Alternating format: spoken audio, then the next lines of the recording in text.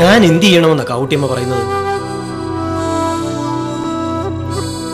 വരുന്ന 13-ാം തീയതിക്ക് മുമ്പ് കുടിശ്ശികകൾ തീർത്തടയ്ക്കാത്ത മുഴുവൻ കേസുകളും ജപ്തി നടപടിയിലേക്ക് നീക്കാനാണ് റീജിയണൽ മാനേജറുടെ ഓർഡർ. നിങ്ങളൊരു കാര്യം ചെയ്യും, തൽക്കാലം ഈ എമൗണ്ടിൻ്റെ ഒരു 50% എങ്കിലും അടയ്ക്കാൻ നോക്ക്.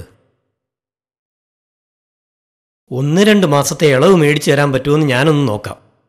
സാർ, അത് പിന്നെ ഒന്നും അടയ്ക്കാതിരുന്നാൽ പിന്നെ എനിക്കും ഒന്നും ചെയ്യാൻ പറ്റില്ല.